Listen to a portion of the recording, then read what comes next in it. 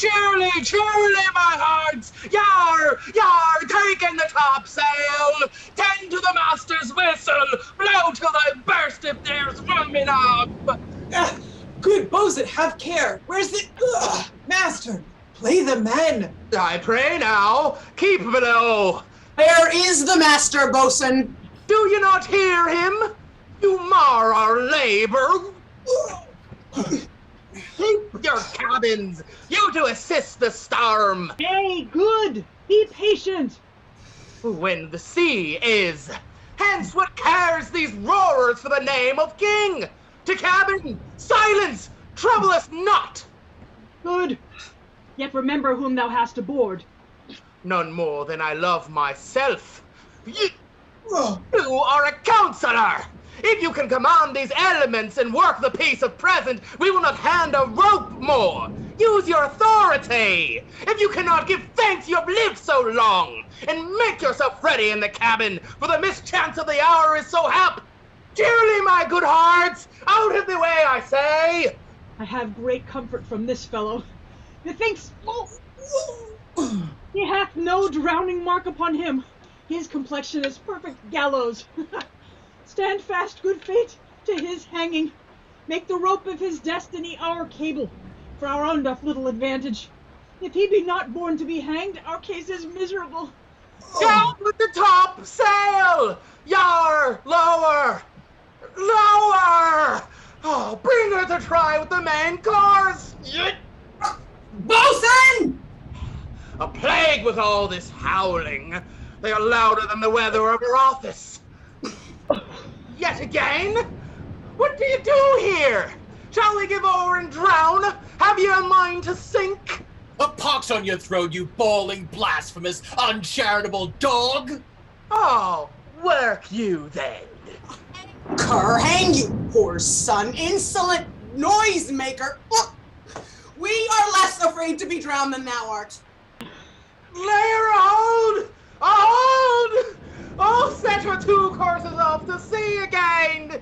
Lay her off! Oh, lost! The prayers! Oh, lost! Oh, the king and prince at prayers. Let's assist them, for our case is as theirs. I am out of patience. Oh, mercy on us! Oh, we split! We split! Oh, farewell, my life and children! Farewell, my brother! We split! We split! We split! Let us all sink with the king! Let us take leave of him.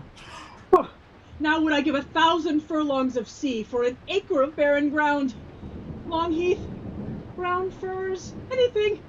Thy will's above we done, but I would fain die a dry death.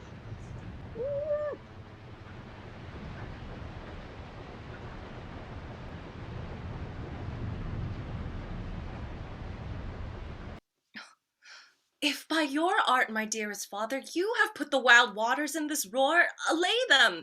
The sky, it seems, would pour down stinking pitch, but that the sea, mounting to the welkin's cheek, dashes the fire out. Oh, I have suffered with those that I saw suffer. A brave vessel, who had no doubt some noble creature in her, dashed all to pieces. Oh, the cry did knock. Be collected. No more amazement. Tell your piteous heart there's no harm done. Oh, woe the day. No harm. The direful spectacle of the wreck which touched the very virtue of compassion in thee, I have, with such provision in mine art, so safely ordered that there is no soul, no, not so much perdition as a air betide to any creature in the vessel which thou heardest cry, which thou sawest sink. Sit down, for thou must now know farther. You have often begun to tell me what I am, but stopped and left me to a bootless inquisition, concluding, "Stay, not yet." The hour's now come. The very minute bids thee ope thine ear, obey, and be attentive. Canst thou remember a time before we came into this cell? I do not think thou canst, for then thou wast not out 3 years old. 12 years since, Miranda. 12 years since. Thy father was the Duke of Milan and a prince of power. Sir, are not you my father? Thy mother was a piece of virtue, and she said thou wast my daughter. And thy father was Duke of Milan, and his only heir, and princess, no worse issued. Oh, the heavens! What foul play had we that we came from thence? Or blessed was we did? Both, my girl. By foul play, as thou sayest, were we heaved thence, but blessedly hope hither. Oh, my heart bleeds to think often that I have turned you to, which is from my remembrance. Please you, farther. My brother and thy uncle, called Antonio, I pray thee, mark me, that a brother should be so perfidious, he whom next thyself of all the world I loved, and to him put the manage of my state, as at that time, through all the signories, it was the first, and Prospero, the prime duke, being so reputed in dignity, and for the liberal arts without a parallel, those being all my study, the government I cast upon my brother, and to my state grew stranger, being transported and wrapped in secret studies. Thy false uncle... Dost thou attend me? Sir, most heedfully. Being once perfected, how to grant suits, how to deny them, who to advance and who to trash for o'ertopping. New created the creatures that were mine, I say, or changed them, or else new formed them, having both the key of officer and office, set all hearts in the state to what tune pleased his ear. But now he was the ivy which had hid my princely trunk and sucked my verdure out on it. Thou attendest not. Oh, good sir, I do. I pray thee, mark me. I, thus neglecting worldly ends, all dedicated to closeness and the bettering of my mind, with that which but by being so retired, o'erprized all popular rate. In my false brother awaked an evil nature, and my trust, like a good parent, did get of him falsehood in its contrary as great as my trust was, which had indeed no limit, a confidence, sans bound, he being thus lauded, not only with what my revenue yielded, but what my power might else exact, like one who, having into truth by telling of it, made such a sinner of his memory, to credit his own lie, he did believe he was indeed the Duke, out of the substitution, and executing the outward face of royalty with all prerogative. Hence, his ambition growing. Dost thou hear? Your tale, sir, would cure deafness. To have no screen between this part he played and him he played it for. He needs will be absolute Milan. Me, poor man. My library was dukedom large enough. Of temporal royalties, he thinks me now incapable. Confederates, so dry he was for sway with the King of Naples, to give him annual tribute, do him homage, subject his coronet to his crown, and bend the dukedom yet unbowed. Alas, poor Milan, to most ignoble stooping. Now the condition. This King of Naples, being an enemy to me inveterate, hearkens my brother's suit, which was that he, in lieu of the premises of homage, and I know not how much tribute, should presently extirpate me and mine out of the dukedom, and confer fair Milan with all honors on my brother. Whereon a treacherous army levied, one midnight fated to the purpose, did Antonio open the gates of Milan, and in the dead of darkness the ministers for the purpose hurried thence me and thy crying self. Alack, for pity, I not remembering how I cried out then, will cry it o'er again. It is a hint that brings mine eyes to it. Hear a little further, and then I'll bring thee to the present business which now's upon us, without the which this story were most impertinent. With colours fairer, painted their foul ends. In few, they hurried us aboard a bark, bore us some leagues to sea, where they had prepared a rotten carcass of a butt, not rigged, nor tackle, sail, nor mast, the very rats instinctively have quitted. There they hoist us, to cry to the sea that roared to us, to sigh to the winds whose pity, sighing back again, did us but loving wrong. Alack, what trouble was I then to you? Oh, a cherubim thou wast, preserve me. Thou didst smile, infused with a fortitude from heaven, when I have decked the sea with drops full salt, under my burden groaned, which raised in me an undergoing stomach to bear up against what should ensue. How came we ashore? By providence divine. Some food we had, and some fresh water that a noble Neapolitan, Gonzalo, out of his charity, who being then appointed master of this design, did give us, with rich garments, linens, stuffs, and necessaries which since have steaded much. So of his gentleness, knowing I loved my books, he furnished me from mine own library with volumes that I prize above my dukedom. Here in this island we arrived, and here have I, thy schoolmaster, made thee more profit than other princes can that have more time for vainer hours and tutors not so careful.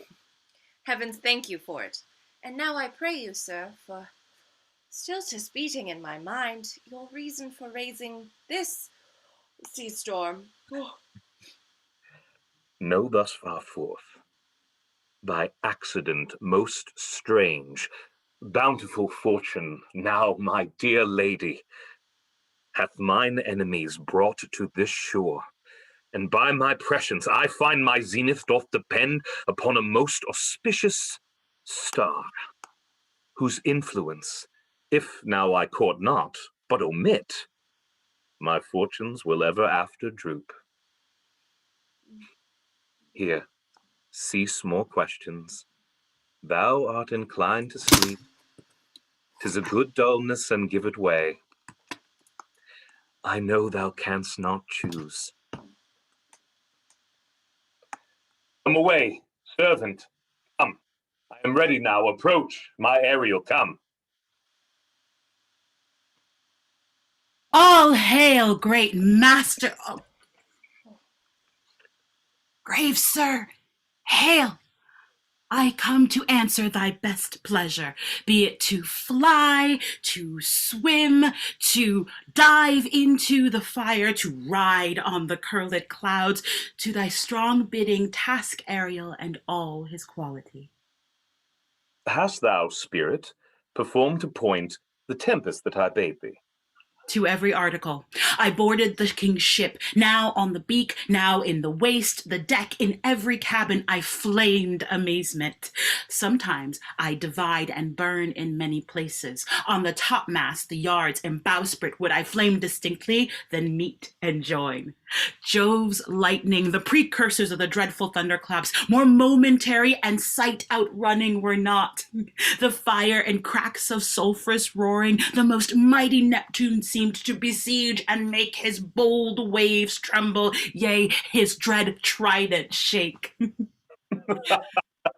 My brave spirit, who was so firm, so constant that this coil would not infect his reason? Not a soul but felt a fever of the mad and played some tricks of desperation. All but mariners plunged in the foaming brine and quit the vessel. Then, all afire with me, the king's son Ferdinand, with hair upstaring, then like reeds, not hair, was the first man that leapt and cried, "Hell is empty and all the devils are here." Why, that's my spirit. But Was not this nigh shore? Close by, my master. But are they, Ariel, safe? Not a hair perished, on their sustaining garments not a blemish, but fresher than before. And, as thou badest me, in troops I have dispersed them about the isle. The king's son have I landed by himself, whom I left cooling of the air with sighs in an odd angle of the isle, and sitting his arms in this sad knot. Of the king's ship, the mariners, say how thou hast disposed, and all the rest of the fleet.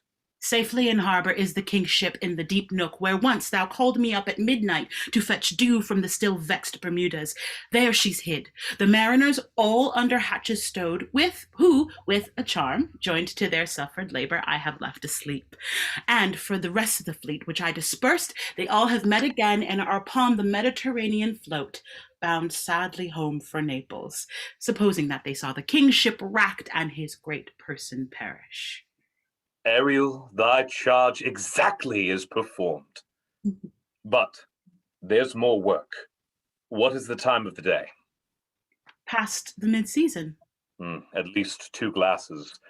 The time 'twixt 6 and now must by us both be spent most preciously. Is there more toil? Since thou dost give me pains, let me remember thee what thou hast promised, which is not yet performed me. How now? Moody? What is it thou canst demand? My liberty. Before the time be out? No more. I prithee, remember I have done thee worthy service, told thee no lies, made thee no mistakings, served without or grudge or grumblings. Thou did promise to bate me a full year. Dost thou forget from what a torment I did free thee? No. Thou dost, and thinkest it much to tread the ooze of the salt deep, to run upon the sharp wind of the north, to do me business in the veins of the earth when it is baked with frost. I do not, sir. Thou liest, malignant thing! Hast thou forgot the foul witch Sycorax, who with age and envy was grown into a hoop? Hast thou forgot her? No, sir.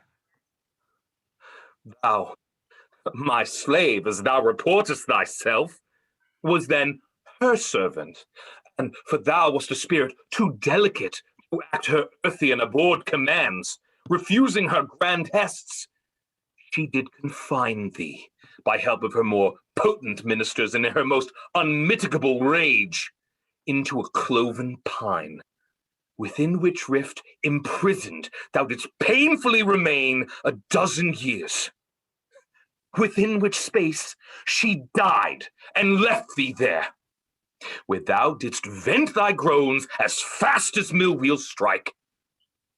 Thou best knowest what a torment I did find thee in. Thy groans did make wolves howl and penetrate the breasts of ever angry bears. It was a torment to lay upon the damned, which Sycorax could not again undo. It was mine art, when I arrived and heard thee, that made gape the pine and let thee out. I thank thee, master. If thou more murmurest, I will rend an oak and peg thee in his naughty entrails till thou hast howled away 12 winters! Pardon, master! I will be correspondent to command and do my spriting gently.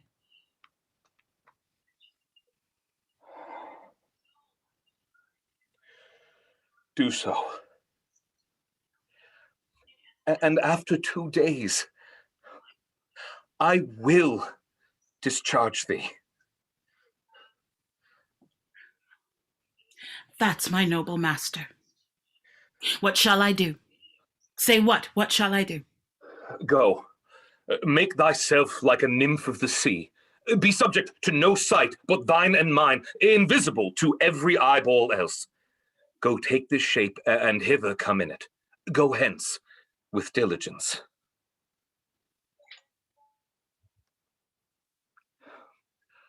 Awake, dear heart, awake. Thou hast slept well, awake.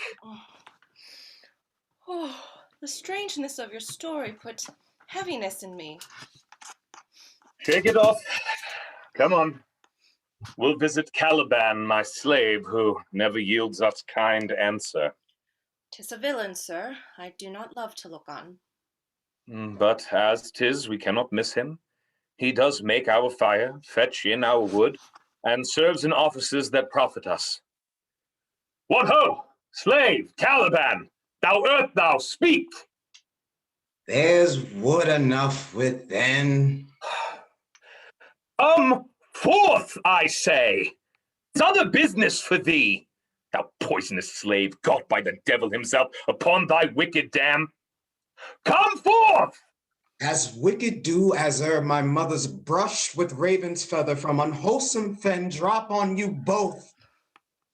A southwest blow on ye and blister you all over. For this, be sure tonight thou shalt have cramps, side stitches that shall pen thy breath up, urchins shall for that vast of night, that they may work all exercise on thee. Thou shalt be pinched as thick as honeycomb, each pinch more stinging than bees that made them.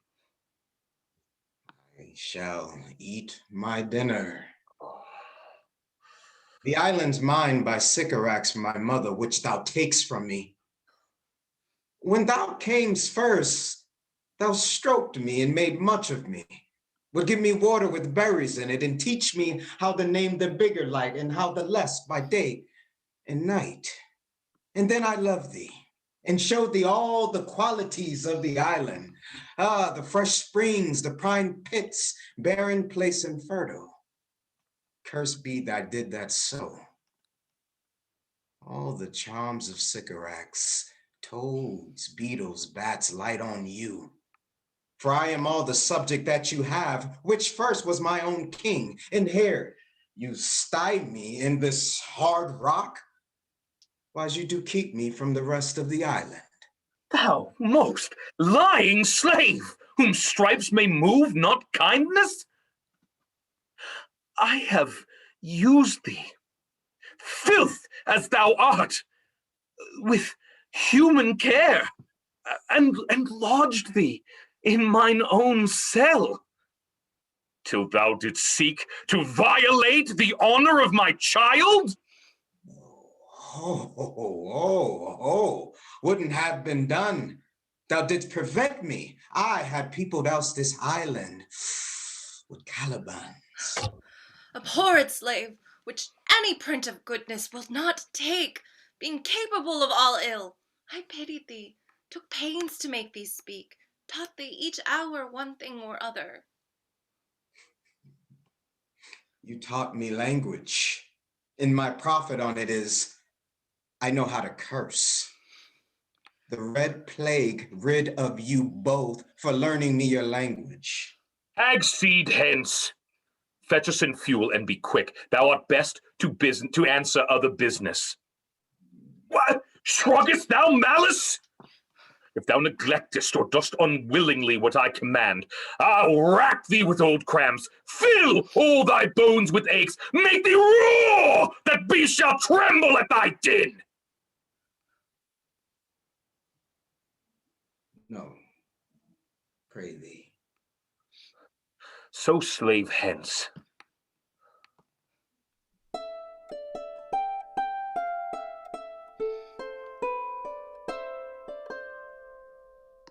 Come unto these yellow sands and then take hands.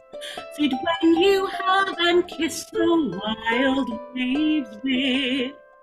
But it flees me here and there, and sweet sprites the burden bear. Hark, hark, bow, wow, the woodchucks bark, bark, bark, how I hear the strain of strutting chanticleer, cry cock-a-diddle-do. Where should this music be? Of the earth or of the air? Full fathom 5 thy father lies, of his bones are coral made.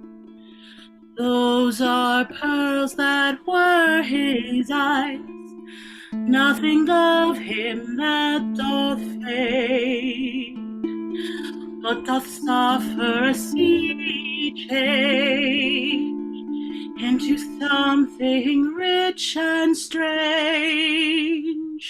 See nymphs early ring his knell, hark now I hear them, hark now I hear them, hark now I hear them. Ding dong bell. The ditty does remember my drowned father.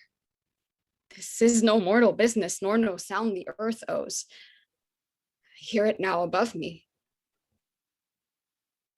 Fringed curtains of thine eye advance, and say what thou seest yond. What is't? A spirit? Lord, how it looks about. Believe me, sir, it carries a brave form, but 'tis a spirit. No, wench. It eats and sleeps, and hath such senses as we have such. This gallant, which thou seest, was in the rack, but he's something stained with grief, that's beauty's canker. Thou mightest call him a goodly person. He hath lost his fellows, and strays about to find them. I might call him a thing divine, for nothing natural I ever saw so noble. Most sure, the goddess on whom these airs attend. Vouchsafe my prayer, may know if you remain upon this island, and that you will some good instruction give, how I may bear me here. My prime request, which I do last pronounce, is, oh, you wonder if you be maid or no.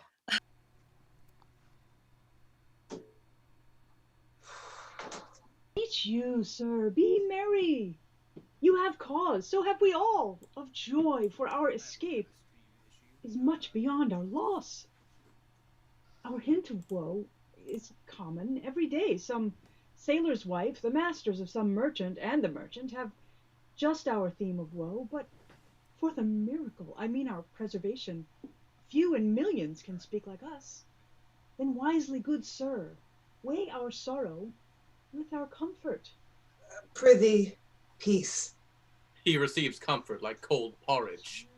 Visitor will not give him over so. Look, he's winding up the watch of his wit. By and by it will strike. Sir, One, tell. when every grief is entertained, that's offered, comes to the entertainer, $1. dolor. Comes to him indeed. You have spoken truer than you supposed. You have taken it wiselier than I meant you should. Therefore, my lord. Fie, what a spendthrift is he of his tongue. I prithee spare.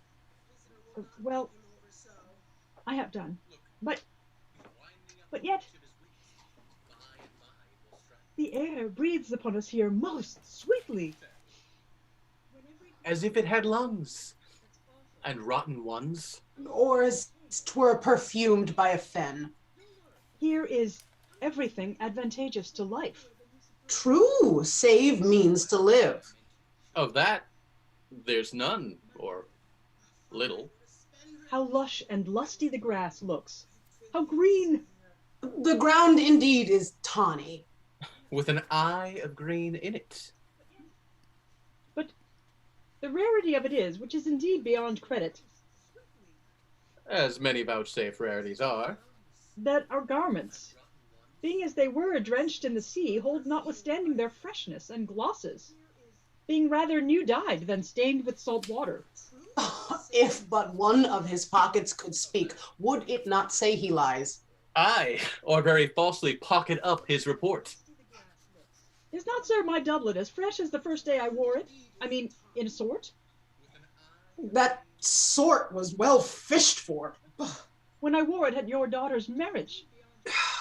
You cram these words into mine ears against the stomach of my sense.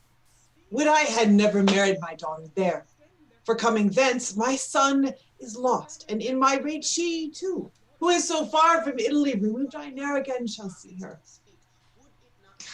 How mine heir of Naples and of Milan, what strange fish hath made his meal on thee?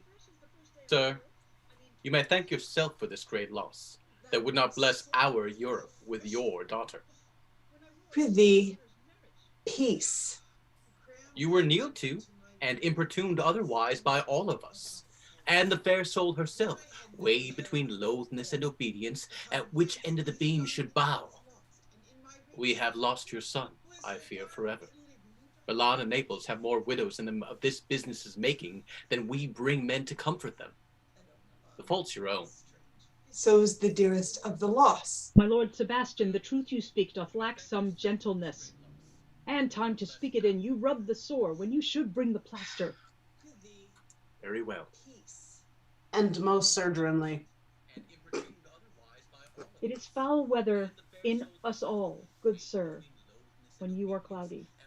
Foul weather? Very foul. You are gentlemen of brave metal, who would lift the moon out of her sphere if she would continue in it 5 weeks without changing. We would so, and then go a-bat fouling. Nay, good sir, be not angry. No, I warrant you. I will not adventure my discretion so weakly. Whew. Will you laugh me asleep? I am very heavy. Go sleep and hear us. What? He's so soon asleep. I wish mine eyes would with themselves shut up my thoughts. I find they are inclined to do so. Please you, sir, do not omit the heavy offer of it. It seldom visits sorrow. When it does, it is a comfort. We too, my lord, will guard your person while you take your rest and watch your safety. Thank you. Wondrous heavy.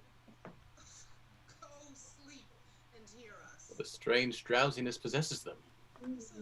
It is the quality of the climate. Why doth it not? Then our eyelids sink. I find not myself disposed to sleep. Nor I. My spirits are nimble.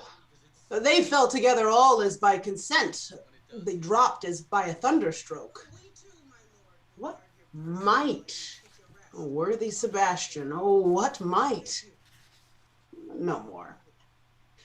And yet methinks I see it in thy face, what thou shouldst be. The occasion speaks to thee, and my strong imagination sees a crown dropping upon thy head. What, art thou waking? Do you not hear me speak? I do, and surely it is a sleepy language, and thou speakest out of thy sleep. What is it thou didst say? This is a strange repose, to be asleep with eyes wide open, standing, speaking, moving, and yet so fast asleep. Noble Sebastian, thou lettest thy fortune sleep. Die, rather. Winkst whilst thou art waking. Thou dost snore distinctly. There's meaning in thy snores. I am more serious than my custom. You must be so too, if heed me, which to do so trebles thee over. Well, I am standing water. I'll teach you how to flow. Do so. To ebb hereditary sloth instructs me. Oh, if you but knew how you to the purpose cherish, whilst thus you mock it, how in stripping it you more invest it, ebbing men often do so near the bottom run, by their own fear or sloth. Prithee, say on. The setting of thine eye and cheek proclaim a matter from thee and a birth indeed, which throws thee much to yield. Thus, sir, although this lord of weak remembrance, this, who shall be of as little memory when he is earthed, hath here almost persuaded, for he is the spirit of persuasion only, professes to persuade the king, his sons alive. 'Tis as impossible that he's undrowned, that he that sleeps here swims. I have no hope that he's undrowned. Oh! Out of that no hope, what great hope have you? No hope that way is another way so high a hope that even ambition cannot pierce a wink beyond, but doubt discovery there. Will you grant with me that Ferdinand is drowned? He's gone. Say this were death that now hath ceased them. Why, they were no worse than now they are. There be that can rule Naples as well as he that sleeps, lords that can prate as amply and unnecessarily as this Gonzalo. I myself could make a chuff as deep chat. How that you bore the mind that I do. What a sleep were this for your advancement? Do you understand me? Methinks I do. And how does your content tender your good fortune? I remember you did supplant your brother Prospero. True. And look how well my garments sit upon me. Much feeter than before. My brother's servants were then my fellows. Now they are my men. But for your conscience. Aye, sir. Where lies that? If 'twere a kibe, 'twould put me to my slipper. But I feel not this deity in my bosom.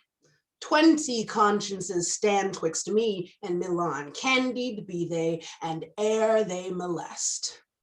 Here lies your brother, no better than the earth he lies upon.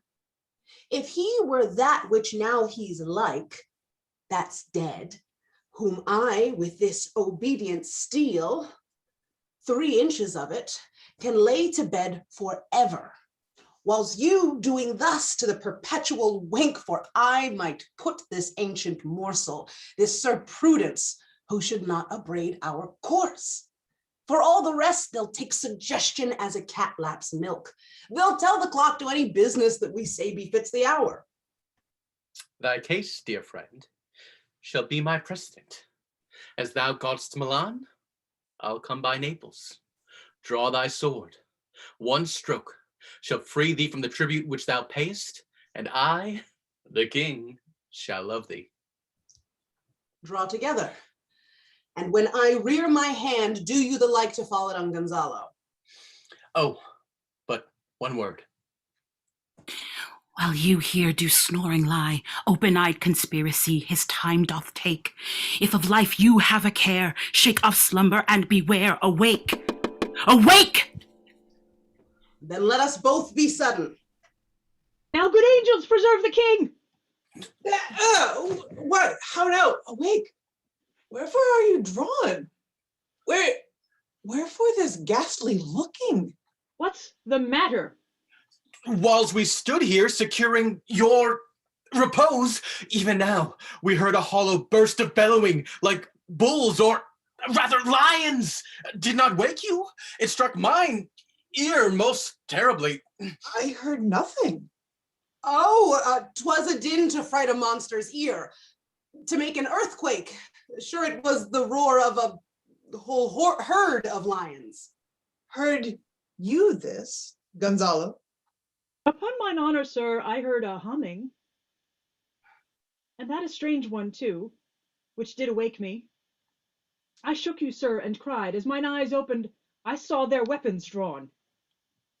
There was a noise, that's verily. 'Tis best we stand upon our guard, or that we quit this place. Let's draw our weapons. Lead off this ground and let's make further search for my poor son. Heavens keep him from these beasts, for he is sure in the island. Lead away. Prospero, my lord, shall know what I have done. So, king, go safely on to seek thy son.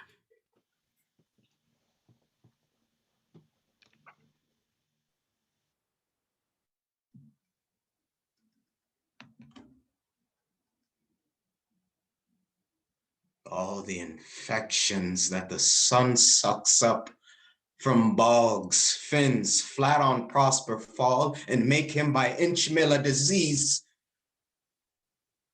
Spirits hear me, and yet I need must curse. But they nor pinch, fright me with urchin shows, pitch me in thy mire, nor lead me like a firebrand in the dark out of my way unless he bid him. But for every trifle are they set upon me, sometimes like apes that moo and chatter at me after bite me, then like hedgehogs which lie tumbling in my barefoot, weigh and mount their pricks at my footfall. Sometimes am I all wound with adders, who with cloven tongues do hiss me into madness? Lo now, lo, here comes a spirit of his, and to torment me for bringing wood in slowly, I'll fall flat. Perchance he will not mind me. There's neither bush nor shrub to bear off any weather at all. And another storm brewing. I can hear it on the wind. Yon same black cloud. Yon huge one. Looks like a foul bomb-bird that would shed his liquor. If it should thunder, as it did before, I knew not where to hide my head. Yon same black cloud cannot choose but to fall by pailfuls. What have we here? A man or a fish? Dead or alive? Oh, he smells like a fish. Jesus Christ. A very ancient and fish-like smell. Whew, a kind of not the newest Port John. A strange fish. Were I in England now, as I once was, and this was but a fish painted, not a holiday fool would give a piece of silver, there would this monster make a man. Any strange beast there makes a man. When they would give not adults to relieve a lame beggar, they would lay out 10 to see a dead parrot. Legged like a man, and its fins like arms. Well, warmer my troth, I do not let loose my opinion. I hold it no longer. This is no fish, but an islander. Yeah, an islander that hath yet suffered by a thunderbolt. Alas, the storm is coming again. My best way is to creep under his gabardine. There's no other shelter about. I, misery, acquaint a man with strange bedfellows. I will here shroud till the dregs of the storm be past.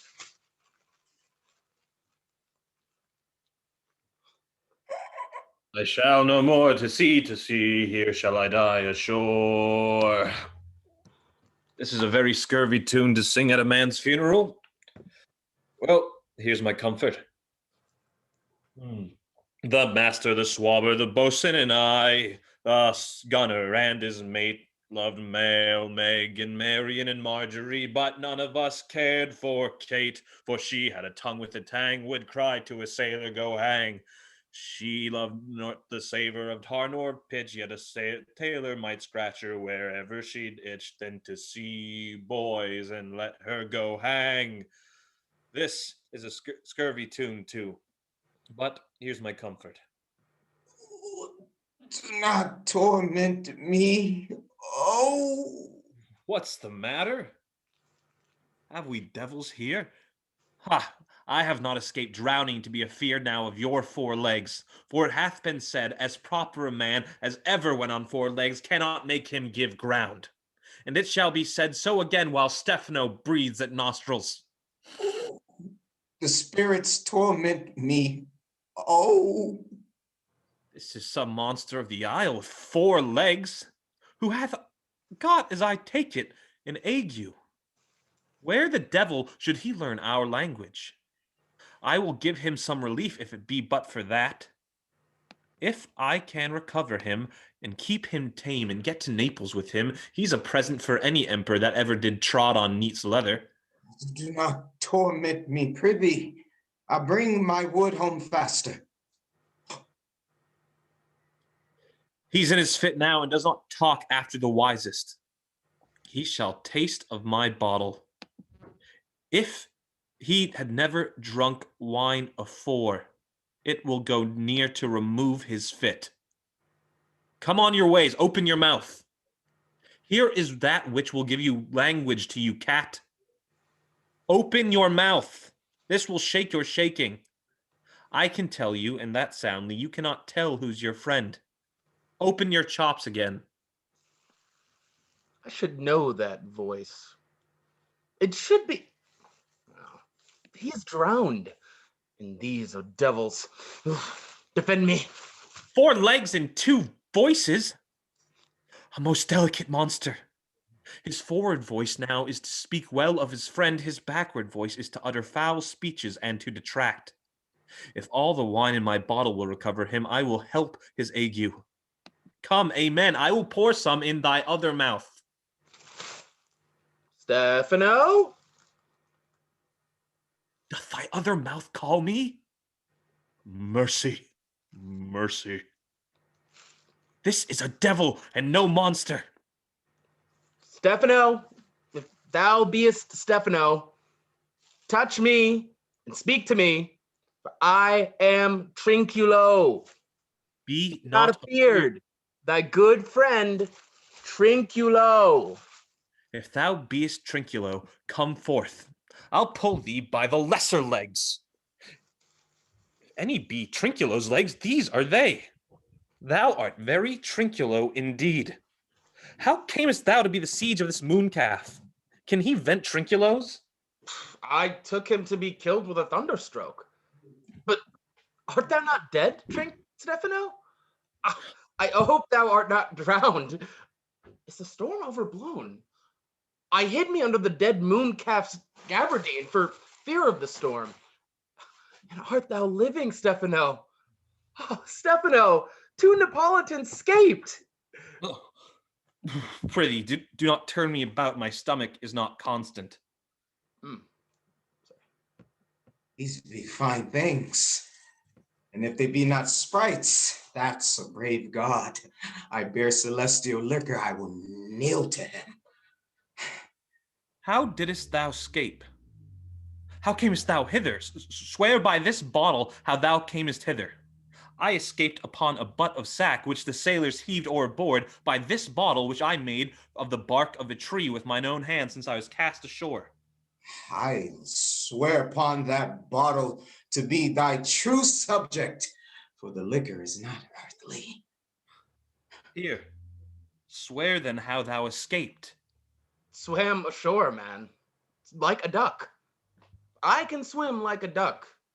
I'll be sworn. Here, kiss the book. Though thou canst swim like a duck, thou art made like a goose. Stephano? Hast thou any more of this? The whole butt, man. My cellar is in a rock by the seaside, where my wine is hid. How now, mooncalf, how does thine ague? Oh, hast thou not dropped from heaven? Out of the moon, I do assure thee, I was the man in the moon when time was. I have seen thee in her, and I do adore thee. Come, swear to that. Kiss the book. I will furnish it anon with new contents. Swear.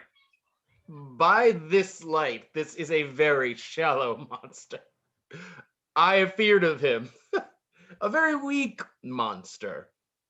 The man in the moon. A poor, credulous monster. Well-drawn monster, in good sooth. I'll show thee every fertile inch of the island, and I will kiss thy foot. I prithee be my god. I hate this light. A most perfidious and drunken monster. When his god's asleep, he'll rob the bottle. I'll kiss thy foot. I swear myself thy subject. Oh, come on then, down and swear. But that the more monsters in drink. An abominable monster. Oh, I'll show thee the best springs. I'll pluck thee berries, I'll fish for thee and get thee wood enough. Plague upon that tyrant that I served. I bear him no more sticks. But follow thee, thou wondrous man. A most ridiculous monster. To make a wonder of a poor drunkard. I prithee let me bring thee where crabs grow, and with my long nails will dig thee pig nuts, show thee a jay's nest, and instruct thee how to snare the nimble marmosets. I'll bring thee to clustering filberts. What? And sometimes get thee young scamels from the rock. Okay, okay. Without go with me? Aye. Prithee, now lead the way without any more talking. Trinculo, the king and all our company else being drowned, we will inherit here. Here. Bear my bottle, fellow Trinculo. We'll fill him by and by again.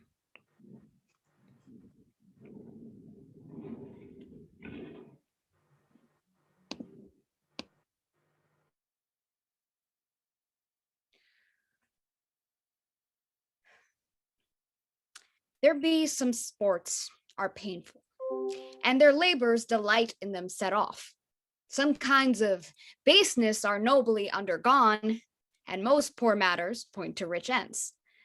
This, my mean task, would be as heavy to me, as odious, but the mistress which I serve quickens what's dead and makes my labors pleasures. Oh, she is 10 times more gentle than her father's crabbed, and he's composed of harshness. I must remove some 10,000 of these logs and pile them up upon a sore injunction.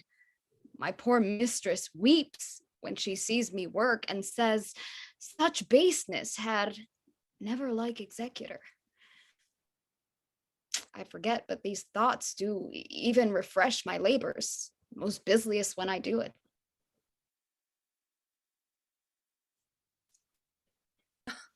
Alas, now pray you, work not so hard. I would the lightning had burnt up those logs that you are enjoined to pile.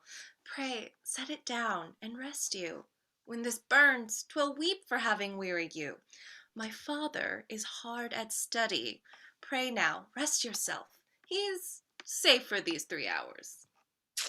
Most dear mistress, the sun will set before I shall discharge what I must strive to do.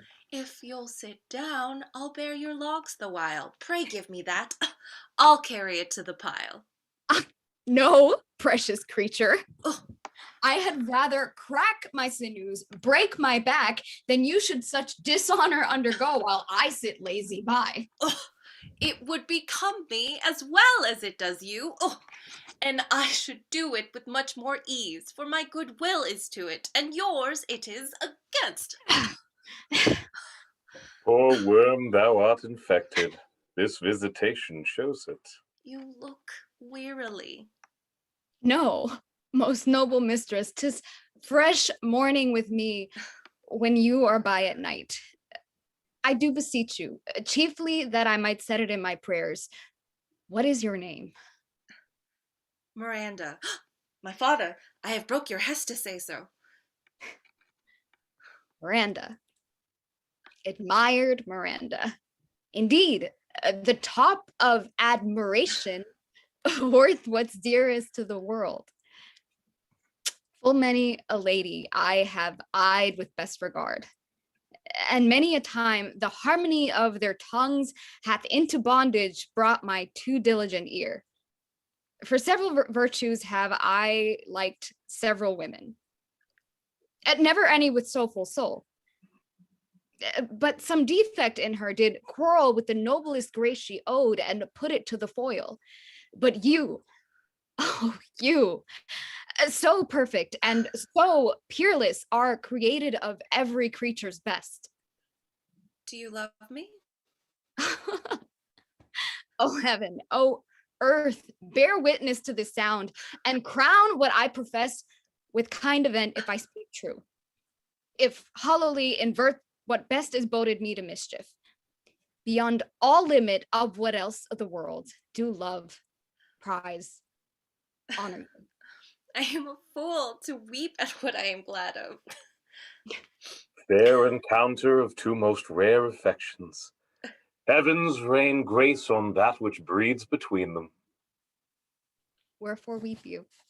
At mine unworthiness, that dare not offer what I desire to give, and much less take what I shall die to want.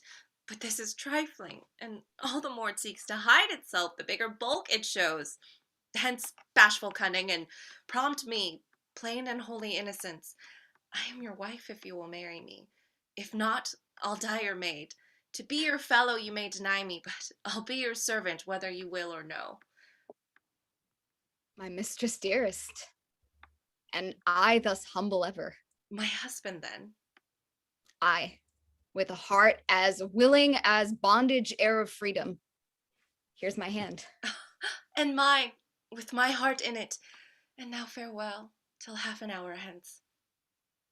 1,000,000. So glad of this as they I cannot be, who are surprised withal.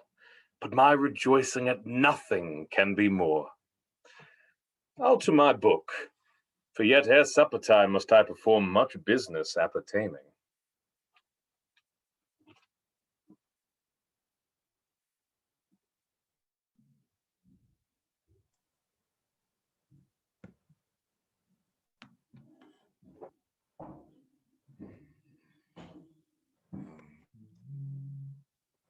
Tell not me.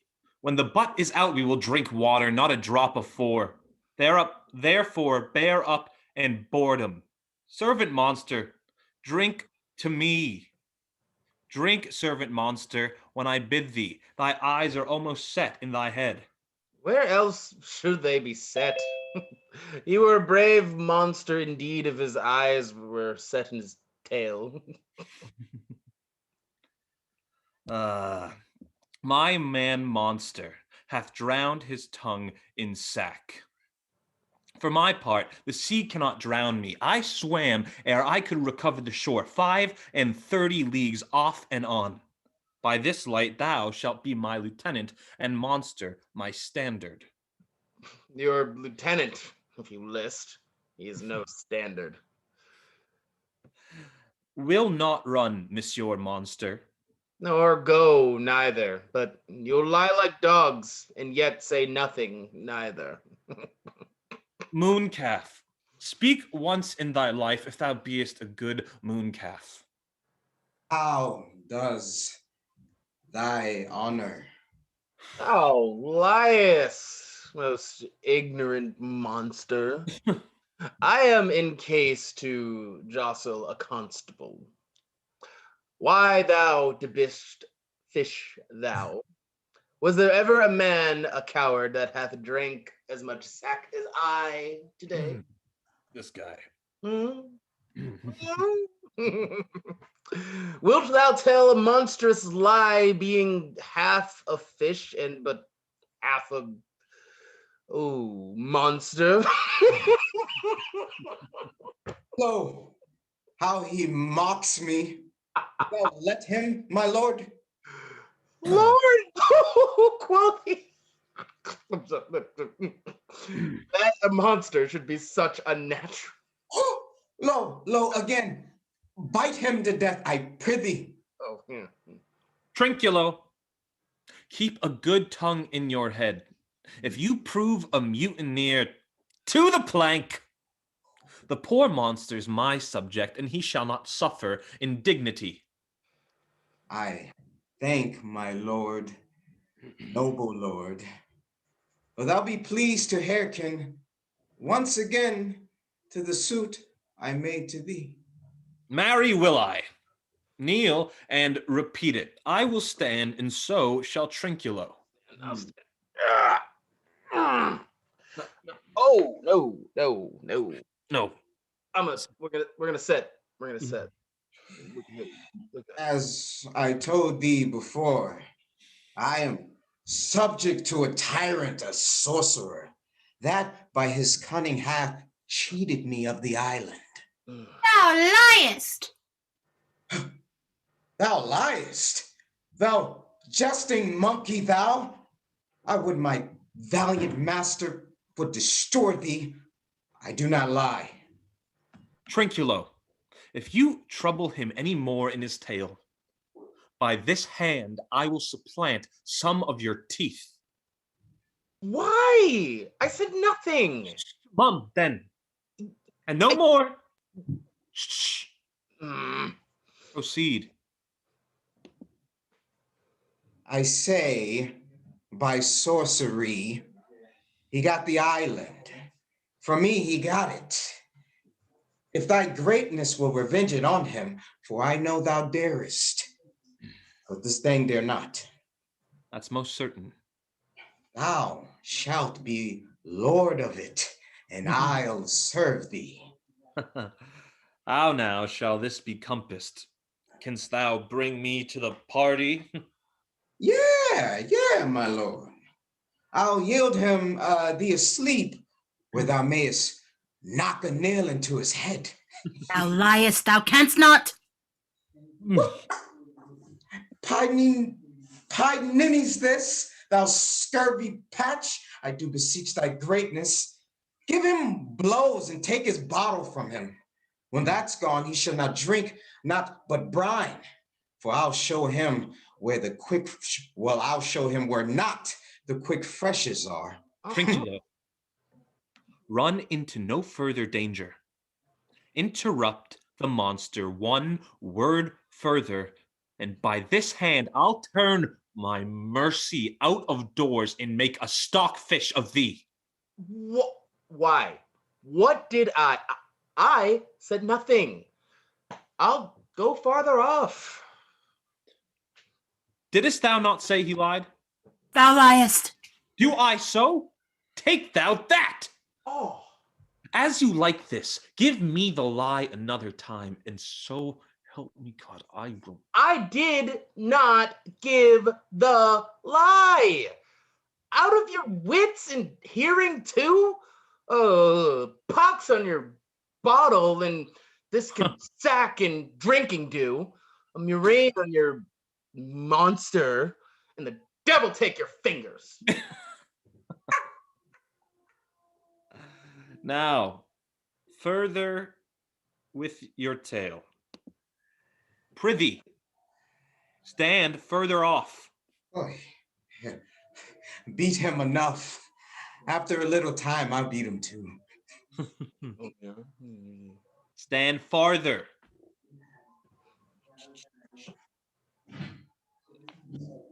Come, proceed. Why, as I told thee, 'tis a custom with him till the afternoon to sleep. There thou mayest brain him, having first seized his books, or with the log batter his skull, or pounce him with a stake, or cut his weazen with a knife. Remember, first to possess his books, for without them he's but a sot as I am, nor hath not one spirit to command. Though all do hate him as rudely as I. Burn but his books. He has brave utensils, for so he calls it, which, when he has a house, he'll deck withal. And that most deeply to consider the beauty of his daughter. He himself calls a non-paro. I never saw a woman, but only Sycorax, my dam, and she as far surpassed Sycorax, as great does least. It's so brave, alas. Oh, my lord. She will become thy bed, I warrant, and bring thy forth brave brood. Monster, I will kill this man. His daughter and I will be king and queen, save our graces, and Trinculo and thyself shall be viceroys. Dost thou like the plot, Trinculo? Excellent. Give me thy hand. I am sorry I beat thee, but while thou livest, keep a good tongue in thy head. Within this half hour will he be asleep. Will thou destroy him then? Aye, on my honor. Will I tell my master? Thou make me merry. I am full of pleasure. Let us be jocund. Would you troll to catch you taught me, but while? At thy request, monster, I will do reason any reason. Come on, Trinculo, let us sing. Loudem and scout him, Scout him, scout him, loud him, scout him, loud him, scout him, thought is free. That's not the tune. What is this name? This is the tune of our catch played by the picture of nobody. Thou beest a man, show thyself in thy likeness. If thou beest the devil, take that thou list. Forgive me my sins. He that dies pays all debts. I defy thee, mercy upon us. Art thou afraid?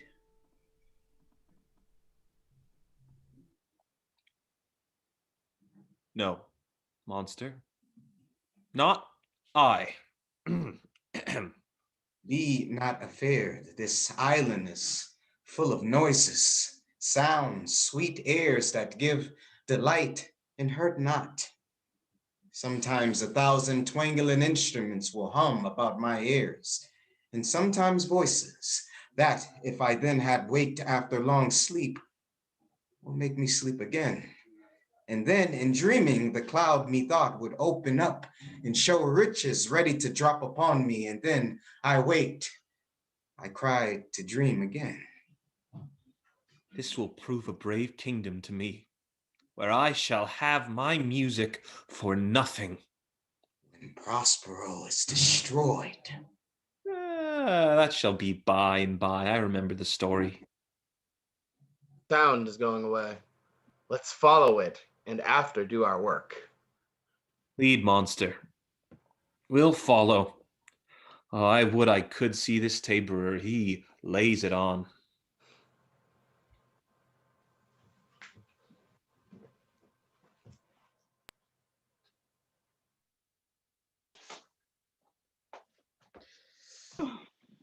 Oh, Fire Lakin, I can go no further, sir. My old bones aches. Oh, here's a maze trod indeed through forthrights and meanders. Oh, by your patience, I needs must rest me. O Lord, I cannot blame thee. I'm myself attached with weariness to the dulling of my spirits. Sit down and rest. Even here, I will put off my hope and keep it no longer for my flatterer. He is drowned, whom we thus stray to find in the sea mocks our frustrate search on land. Well, let him go. I'm right glad that he's so out of hope. Do not for one repulse forgo the purpose that you resolve to effect. Next advantage, we will take thoroughly. Let it be tonight. For now they are oppressed with travel. They cannot nor will not use such village vigilance as when they were fresh. I say tonight, no more.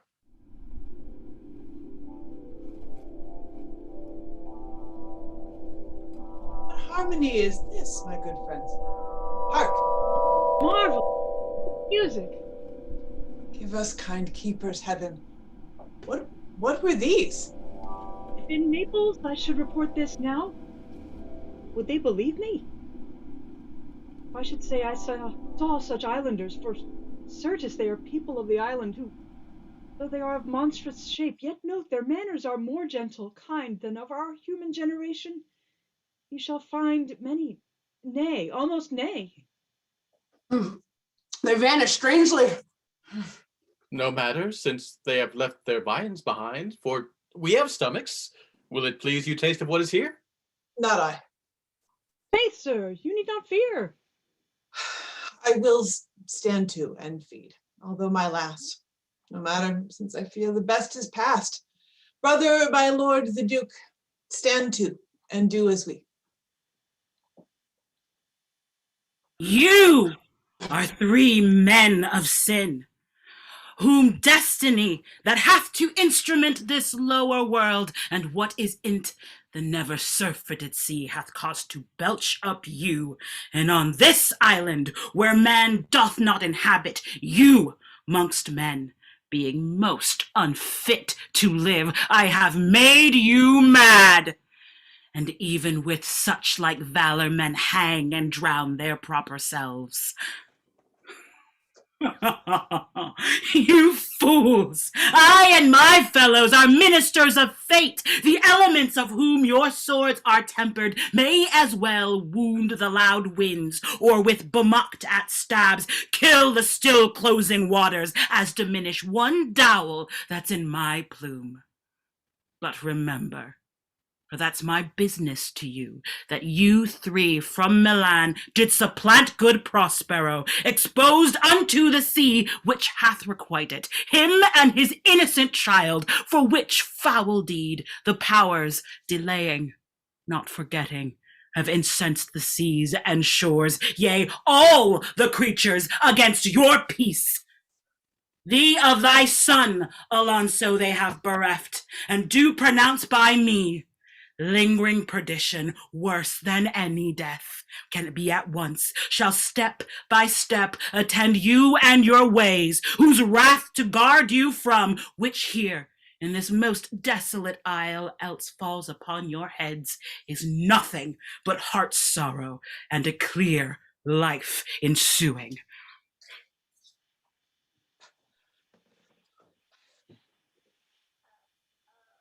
In the name of something holy, sir, why stand you in this strange stare?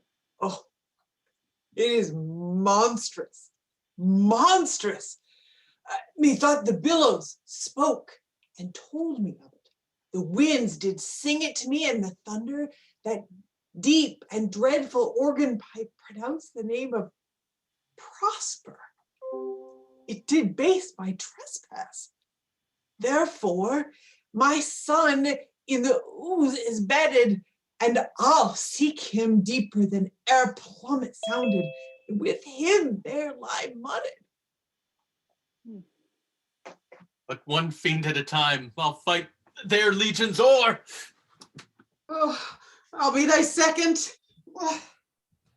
All three of them are desperate. Their great guilt, like poison given to work a great time after, now against his bite the spirits.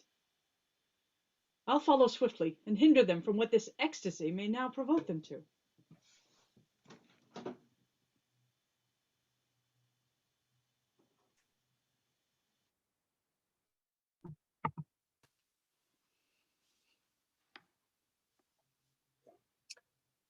If I have too austerely punished you, your compensation makes amends. For I have given you here a third of mine own life, or that for which I live, who once again I tender to thy hand. All thy vexations were but my trials of thy love, and thou hast strangely stood the test. Here, afore heaven, I ratify this, my rich gift. Ferdinand, do not smile at me that I boast of her, for thou shalt soon find she will outstrip all praise and make it halt behind her. I do believe it against an oracle. Then as my gift and thine own acquisition worthily purchased, take my daughter. But if thou dost break her virgin knot before all sanctimonious ceremonies made with full and holy rite be ministered, no sweet aspersion shall the heavens let fall to make this contract grow, but barren hate, sour-eyed disdain, and discord shall bestrew the union of your bed with weeds so loathly that you shall hate it both. Therefore take heed, as Hymen's lamp shall light you. As I hope for quiet days, fair issue, and long life, with such love as 'tis now. The murkiest den, the most opportune place, the strongest suggestion our worser genius can, shall never melt mine honor into lust. Fairly spoke. Sit then and talk with her. She is thine own. What, Ariel, my industrious servant Ariel? What would my potent master? Thou and thy meaner fellows your last service did worthily perform, and I must use you in such another trick. Go, bring the rabble, or whom I give thee power, here to this place. Incite them to quick motion, for I must bestow upon the eyes of this young couple some vanity of mine art. It is my promise, and they expect it from me. Presently? I with a twink. Before you can say come and go and breathe twice and cry so, each one tripping on his toe will be here with mop and mow. Do you love me, master? No? Dearly, my delicate Ariel. Do not approach till thou dost hear me call. While I conceive. Look thou, be true, and do not give dalliance too much the rein. The strongest oaths are straw to the fire and the blood. Be more abstemious, or else good night your vow. I warrant you, sir, the white cold virgin snow upon my heart abates the ardor of my liver. Well, now come, my Ariel, bring a corollary rather than want a spirit. Appear and pertly. No tongue, all eyes, be silent.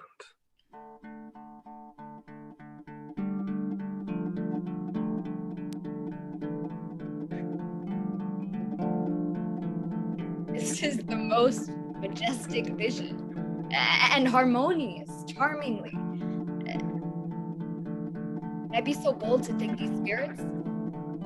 Spirits, which by my art I have from their confines called to enact my present fancies. Let me live here ever. So rare a wandered father and a wife makes this place paradise.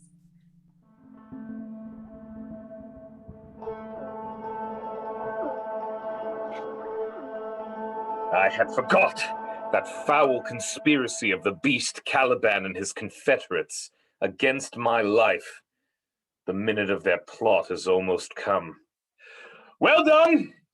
Avoid no more! Go. This is strange. Your father's in some passion that works him strongly. Never till this day saw I him touched with anger so distempered. You do look, my son, in a moved sort, as if you were dismayed. Be cheerful, sir. Our revels now are ended.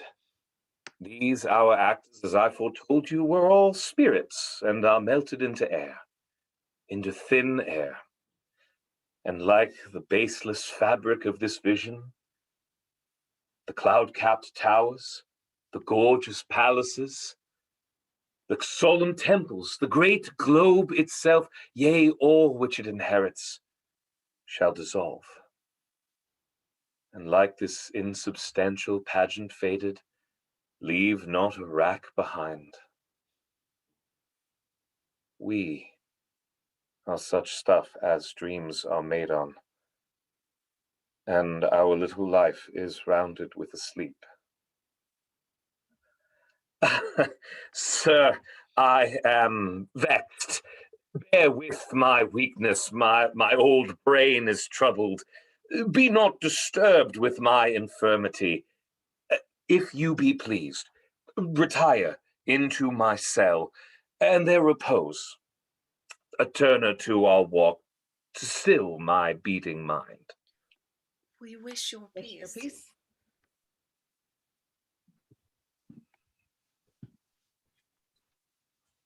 Come, with a thought, I thank thee, Ariel, come. Thy thoughts I cleave to. What's thy pleasure? Spirit, we must prepare to meet with Caliban. Aye, my commander. Say again, Where didst thou leave these varlets? I told you, sir, they were red hot with drinking, so full of valor that they smote the air for breathing in their faces, beat the ground for kissing of their feet, yet always bending towards their project. Then I beat my tabor, at which, like unbacked colts, they pricked their ears, advanced their eyelids, lifted up their noses as they smelt music. So I charmed their ears, that calf-like they my lowing followed, through toothed briars, sharp furs, pricking gorse and thorns, which entered their frail shins. At last I left them in the filthy mantled pool beyond your cell, there dancing up to the chins with the foul lake overstunk their feet. This was well done, my bird. Thy shape invisible retain thou still. The trumpery in my house. Go, bring it hither for stale to catch these thieves. A devil, a born devil on whose nature nurture can never stick, on whom my pains humanely taken all lost, quite lost. And as with age his body uglier grows, so his mind cankers. I will plague them all even to roaring. Come, hang them on this line.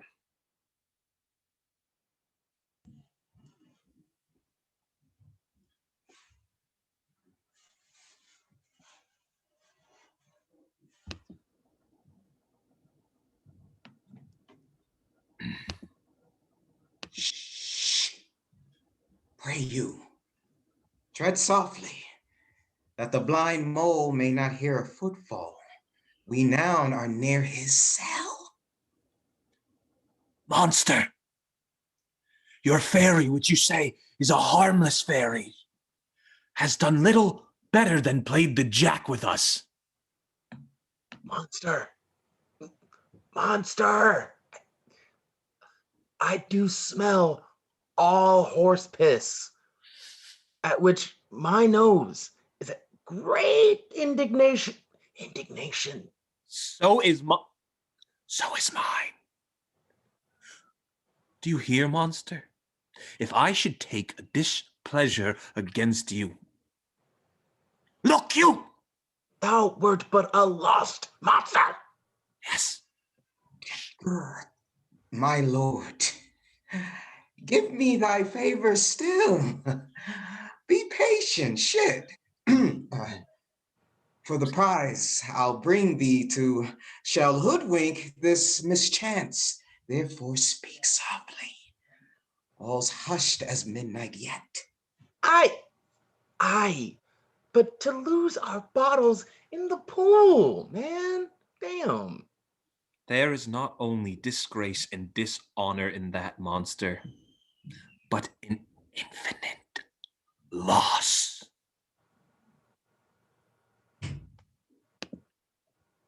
That's more to me than my wedding. And yet this is your harmless fairy, monster. I will fetch off my bottle, though I be o'er ears for my labor. Prithee, my king. Be quiet. Seest thou here? This is the mouth of the cell. No noise, and enter. Do that good mischief which may make this island thine own forever, and I, thy Caliban. Give me thy hand, I do begin to have bloody thoughts. King Stephano. Oh, peer. Oh, worthy Stephano. What a wardrobe is here for thee. Ooh. Let it alone, thou fool. It is but a trash. Oh, monster. We know what belongs to a frippery. Stephano! Put off that gown, Trinculo. By this hand, I'll have that gown. All right.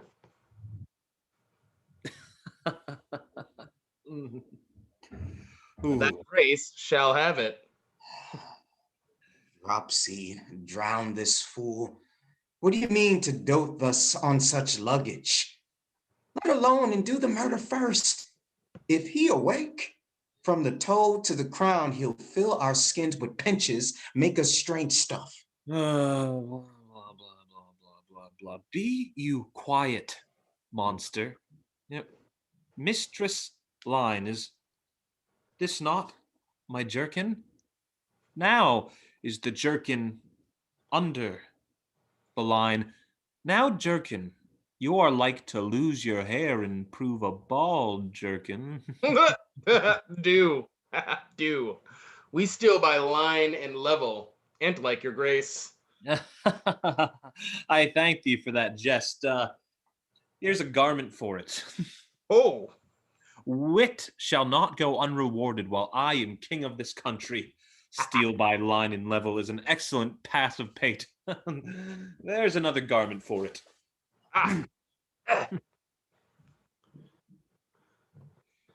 Monster, come put some of lime upon your fingers and away with the rest. I'll have none of it. We shall lose our time and all be turned to barnacles or to apes with forehead villainous low. Monster, lay to your fingers, help to bear this away with my hogshead of wine, or I'll turn you out of my kingdom. Go to, carry this. And this. Aye, and this. Fury! Fury! There! Tyrant there! Hark! Hark! Go charge my goblins that they grind their joints with dry convulsions, shorten up their sinews with aged cramps, and more pin-spotted make them than Pard or Cato Mountain. Hark, they roar!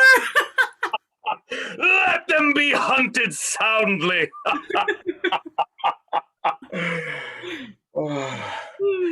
At this hour lies at my mercy all mine enemies. Shortly shall all my labors end, and thou shalt have the air at freedom. For a little, follow, and do me service.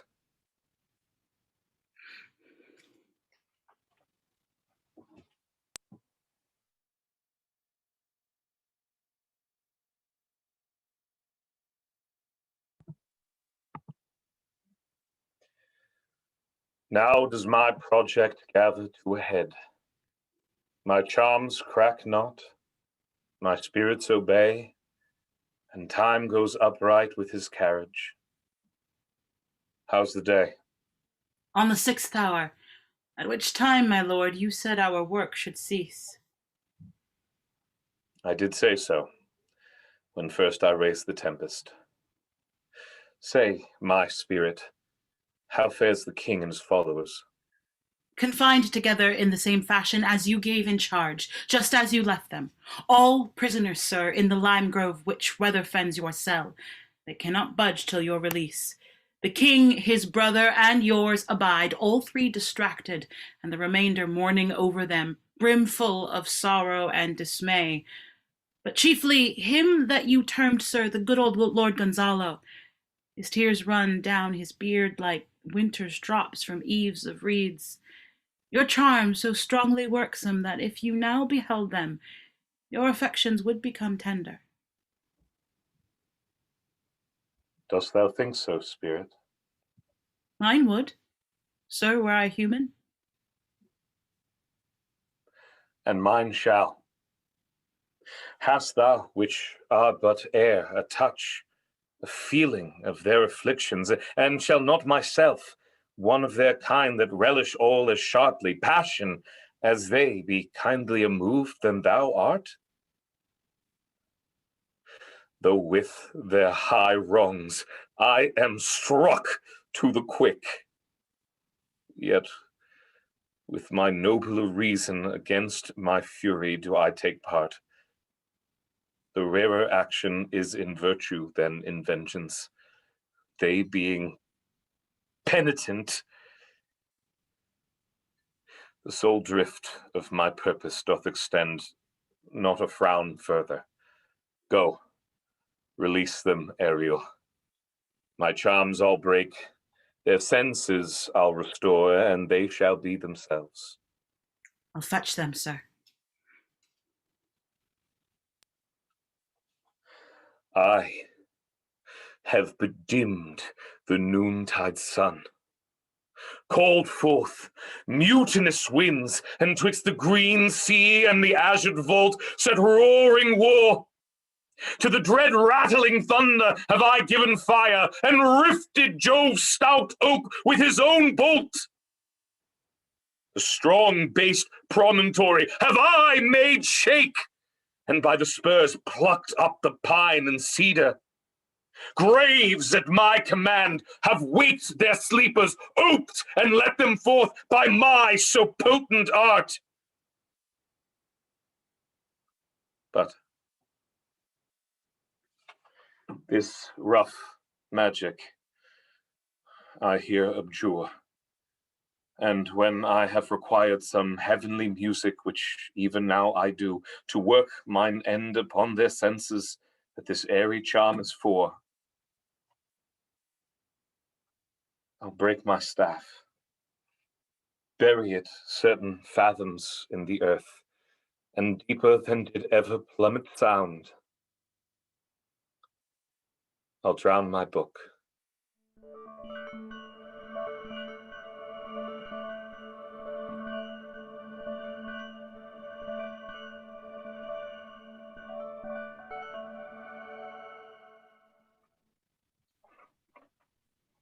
A solemn air, and the best comforter to an unsettled fancy, cure thy brains, now useless, boiled within thy skull. There stand, for you are spell-stopped. Holy Gonzalo, honorable man, my true preserver, and a loyal sir to him thou followest, I will pay thy graces home, both in word and deed. Most cruelly did thou, Alonso, use me and my daughter. Thy brother was a furtherer in the act. Thou art pinched for it now, Sebastian. Flesh and blood, you, brother mine, that entertained ambition, expelled remorse and nature, whom with Sebastian, whose inward pinches therefore are most strong, would here have killed your king. I do forgive thee, unnatural though thou art. Their understanding begins to swell, and the approaching tide will shortly fill the reasonable shore that now lies foul and muddy. Not one of them that yet looks on me or would know me. Ariel, fetch me the hat and rapier in my cell. I will discase me and myself present as I was sometime Milan. Quickly, spirit, thou shalt ere long be free.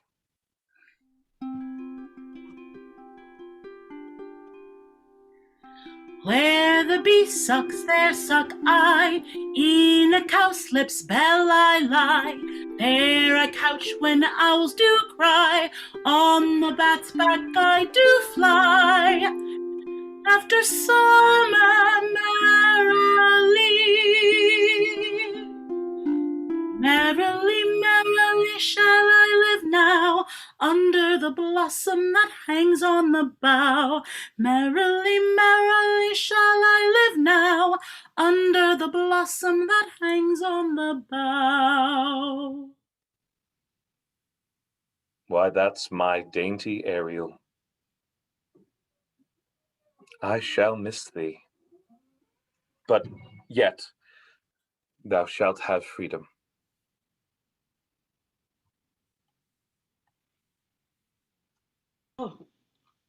Oh, torment, trouble, wonder, and amazement inhabits here. Some heavenly power guide us out of this fearful country. Oh. Behold, Sir King, the wronged Duke of Milan, Prospero. For more assurance that the living prince does now speak to thee, I embrace thy body. And to thee and thy company I bid a hearty welcome. Whether thou beest he or no, or some enchanted trifle to amuse me, as late as I have been, I not know. Thy pulse beats as of flesh and blood, and since I saw thee, the affliction of my mind amends, with which I fear a madness held me. This must crave, and if this be at all, a most strange story. Thy dukedom I resign, and do entreat thou pardon me my wrongs. But how should Prospero be living and be here? First,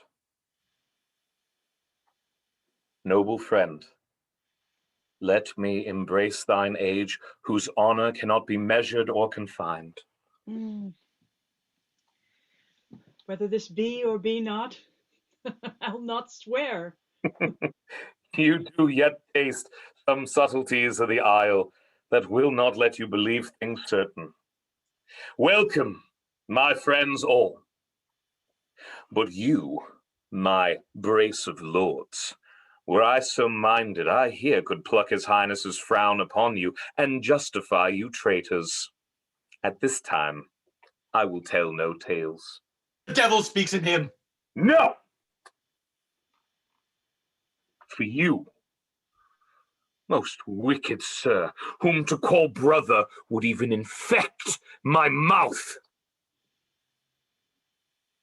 I do forgive thy rankest fault, all of them, and require my dukedom of thee, which perforce I know thou must restore. If thou beest Prospero, give us particulars of thy preservation, how thou hast met us here, from 3 hours since we're wrecked upon this shore, where I have lost. How sharp the point of this remembrance is.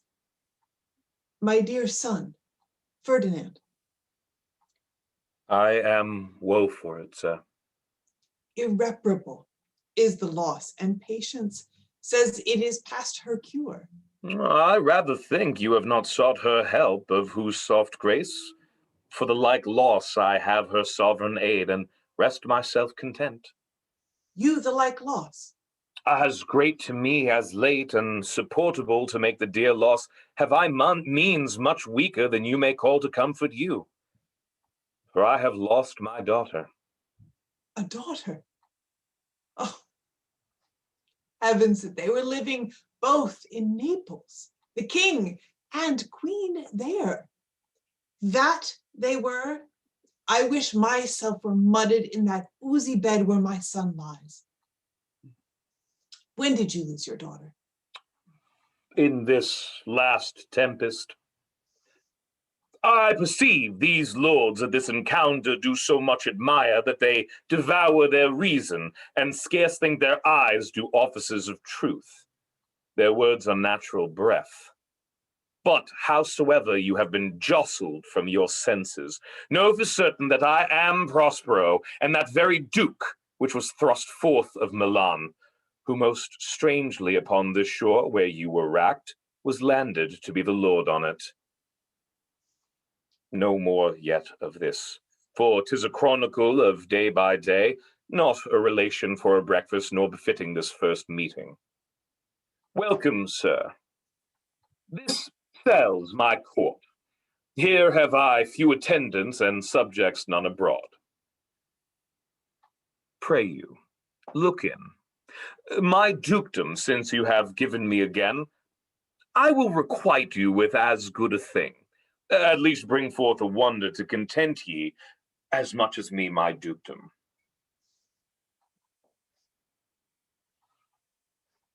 Uno. Sweet lord, you play me false. No, my dearest love, I would not for the world. Yes, for a score of kingdoms you should wrangle, and I would call it fair play. If this prove a vision of the island, one dear son shall I twice lose. A most high miracle. Though the seas threaten, they are merciful. I have cursed them without cause. Now all the blessings of a glad father compass thee about. Arise, and say how thou camest here. Oh, wonder! How many goodly creatures are there here! How beauteous mankind is! Oh, brave new world that has such people in it! 'Tis new to thee. What is this maid with whom thou wast at play? Your eldest acquaintance cannot be 3 hours. Is she the goddess that hath severed us and brought us thus together? Sir, she is mortal, but by immortal providence, she's mine. I chose her when I could not ask my father for his advice, nor thought I had one. She is daughter to this famous Duke of Milan, of whom so often I have heard renown, but never saw before, of whom I have received a second life, and second father, this lady makes him to me. I am hers, but how oddly will it sound that I must ask my child forgiveness? There, sir, stop. Let us not burden our remembrances with a heaviness that's gone. I have inly wept, or should have spoke ere this. Look down, you gods, and on this couple drop a blessed crown. For it is you that have chalked forth the way which brought us thither. I say, Amen, Gonzalo. This is as strange a maze as ever man trod. And there is in this business more than nature was ever a conduct of. Some oracle must rectify our knowledge. Sir, my liege, do not infest your mind with beating on the strangeness of this business. At picked leisure, which shall be shortly single, I'll resolve you, which to you shall seem probable of every these happened accidents. Till when, be cheerful, and think of each thing well. Come hither, spirit. Set Caliban and his companions free. Untie the spell. How fares, my gracious sir? There are yet missing of your company some few odd lads that you remember not. Every man shift for all the rest, and let no man take further care for himself, for all is but fortune. Coraggio. Bully monster, Coraggio. These be true spies, which I wear in my head. Here's a goodly sight. Oh, Setibus, these be brave spirits indeed. How fine my master is. I am afraid he will chastise me. What things are these, my lord Antonio? Will money buy him? Very like. One of them is a plain fish, and no doubt marketable. Mark but the badges of these men, my lords, then say if they be true. This misshapen knave, his mother was a witch, and one so strong that could control the moon and make flows and ebbs and deal in her command without her power. These three have robbed me, and this demi-devil, for he's a bastard one, had plotted with them to take my life. 2 of these fellows you must know and own. This thing of darkness I acknowledge mine. Oh, I shall be pinched to death. Is this not Stephano, my drunken butler? He is drunk now. Where had he wine? And Trinculo is reeling ripe. Where should they find this grand liquor that hath gilded them? How camest thou in this pickle? I have been in such a pickle since I saw you last, that I fear me will never out of my bones. I shall not fear fly blowing. Why, how now, Stephano? Oh, touch me not. I am not Stephano, but a cramp. You'd be king of the Isles, sirrah. I should have been a sore one then. This is as strange a thing as I e'er looked on. He is as disproportioned in his manners as in his shape. Go, sirrah, to my cell. Take with you your companions. As you look to have my pardon, trim it handsomely. Ah, that I will, and I will be wise hereafter, and seek for grace. What a thrice double ass was I, to take this drunkard for a guard and worship this dull fool. Go to away. Hence, and bestow your luggage where you found it. Or stole it, rather. Sir, I invite your highness and your train to my poor cell, where you shall take your rest for this one night, which part of it I'll waste with such discourse as, I not doubt, shall make it go quick away. The story of my life, and the particular accidents gone by since I came to this isle. And in the morn I'll bring you to your ship, and so to Naples, where I have hope to see the nuptial of these, our dear beloved, solemnized. And thence retire me to my Milan, where every third thought shall be my grave. I long to hear the story of your life, which must take the ear strangely.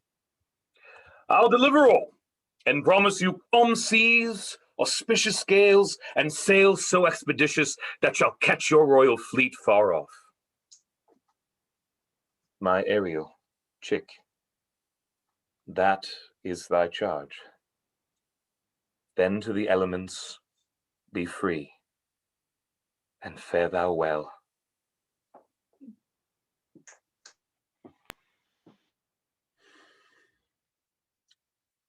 Now, my charms are all o'erthrown. What strength I have's mine own, which is most faint, now 'tis true. I must be here confined by you, or sent to Naples. Oh, let me not, since I have my dukedom got, and pardon the deceiver, dwell on this bare island by your spell. But release me from my bands, with the help of your good hands. Gentle breath of yours my sails must fill, or else my project fails, which was to please. Now I want spirits to enforce, art to enchant. But my ending is despair, unless I be relieved by prayer that pierces so that it assaults mercy itself and frees all faults. As you, for crimes would pardon be, let your indulgence set me free.